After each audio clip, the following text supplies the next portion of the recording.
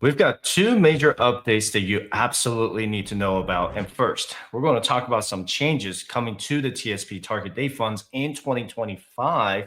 And second, I've got the latest scoop on that in-plan Roth conversion feature we've all been waiting for, which is slated for 2026. So let's get right into it. First up, the fund news. The TSP is making some moves with their life cycle funds, but don't worry, it's nothing crazy. It's actually pretty simple once I lay it out for you. So when the stock market closes on Friday, June 27th, we're saying goodbye to the life cycle or target date fund 2025. And if you're invested in the L2025, don't panic. Your money is not disappearing into thin air. What's going to happen is that your investment will automatically get merged into the L income fund. It's basically like your fund is graduating to the next phase of its life. And think about it this way: the L 2025 was designed for people planning to retire around 2025.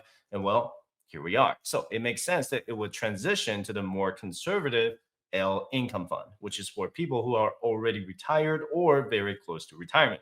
The TSP does this automatically, so you don't have to do anything unless you want to make changes to your allocation. And just keep in mind that the L income fund has about 73% bonds and 27% stocks. The majority of that life cycle income fund is in the G fund, or about 68% of it. It has about 6% F fund, 14% C fund, 13% S fund, and 9% I fund. The purpose of the L income fund is to preserve your assets because it's assuming that you're getting ready to retire or if you're not retired already. So the intent is to preserve what you have invested with the TSP to minimize your exposure to the stock market volatility. But if you want more than 27% stock exposure, then you can always move it out of this L income fund or L 2025 fund before the move takes place on June 27th. Every target date fund has its own allocation because it's based on the year that you're looking to retire from the workforce. Okay, so as one life cycle fund leaves, another one enters. And this is the part that gets a little interesting. On Monday, June 30th, we get a brand new target date fund, the Life Cycle 2075. And let me tell you, this one's made for the young ones. And we're talking about people born after 2009. I know it makes me feel old too. And I'm only going to be 39 this year.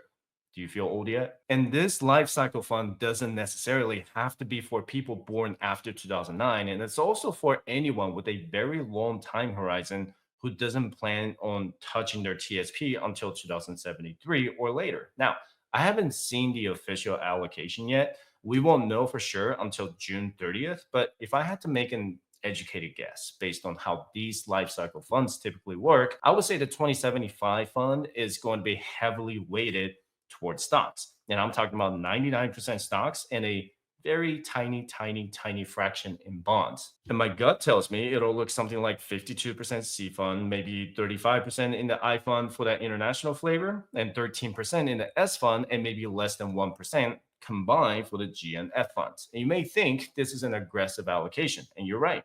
When you've got 50 years until retirement, you can afford to take on more risk for potentially higher returns. Time is on your side and you can ride out the market ups and downs. And it's basic investing 101, but it's worth mentioning because I still see people making mistakes with this stuff. Speaking of which, if you want to keep an eye on the new fund, I've got a free TSP price tracker on my website at firesightchat.com/resources that I built for exactly this reason. And it's there if you want to use it. Did I mention that it's free? Now, let's take a look at the left side. And these are the individual funds, your C, S, I, G, and F funds. And on the right, you've got all the target date funds or life cycle funds. But on June 30th, you'll see the brand new 2075 fund pop up in the bottom right corner so you can keep track of how it's performing. And you can even save the link to your bookmarks to keep track of the fund performances. This actually brings me to something I need to talk about, and it's a mistake I see all the time, and man, it drives me a little nuts. And I see so many people investing in multiple L funds or the life cycle funds at the same time, but that's not how they're meant to be used. Think of it this way: each L fund is already a complete balanced meal. It has the meat, the potatoes, the vegetables, everything. It's a one-stop shop, right? So when you start mixing two or three of them together, you're just making a mess. You're undoing the very thing the fund was designed to do for you. And the whole point is to pick one that matches your retirement date or your comfort level with risk, and then let it do the work. Now, if you look at the L funds and think, nah, I want more control, that's perfectly fine. But that's your cue to forget the L funds entirely and build your own allocation. And so let me give you some examples. Say you want 80% stocks and 20% bonds.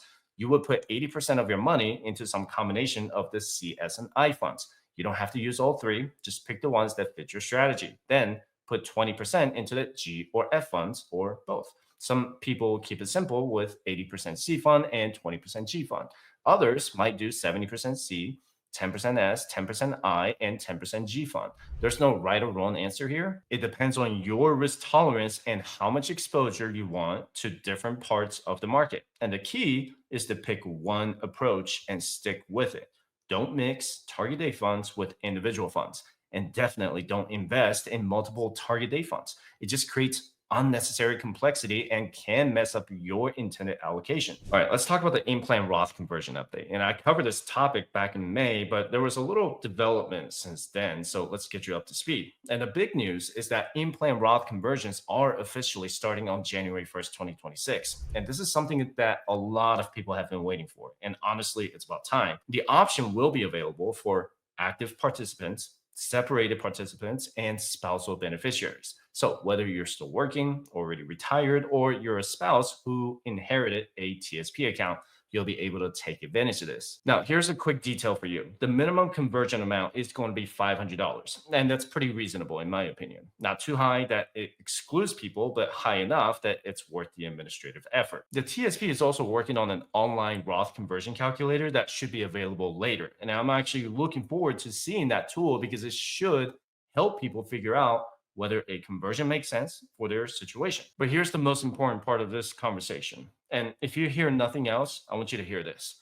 The TSP will not withhold taxes for you when you do a conversion. I'm going to say it again because it's very, very important. They will not withhold the federal and state income taxes for the Roth conversion. This means you need to plan your taxes very carefully. So if you convert $50,000 in 2026, you will owe income tax on that $50,000 when you file your taxes in 2027. That can be a huge shock if you're not ready for it, if you don't have the cash set aside.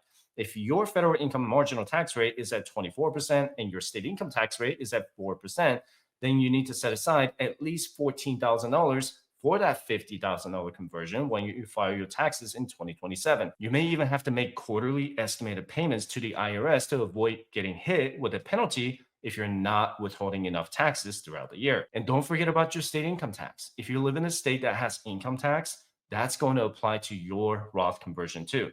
The amount you convert gets added to your taxable income for that year. So you could potentially bump yourself into a higher tax bracket if you're not being careful. And I went through some detailed examples in that video I did back in May, and I'll put the link in the description below if you want to check that out. And the numbers can get pretty eye-opening when you see how much the tax bill can be on a large conversion. But here's where I want to grab you by the shoulders and share something important. And don't jump on these just because they're shiny and new. And I've seen too many smart people make moves without thinking them through. And take a step back and really consider how these fit into your bigger financial picture. If you're feeling uncertain, there's no shame in talking to a professional or diving deep into some research. These are powerful tools, but like my grandpa always said about his toolbox, they're only as good as the person using them. The truth is, the TSP keeps getting better and better, and that's fantastic news for all of us. But you know what hasn't changed? The fundamentals that actually build wealth.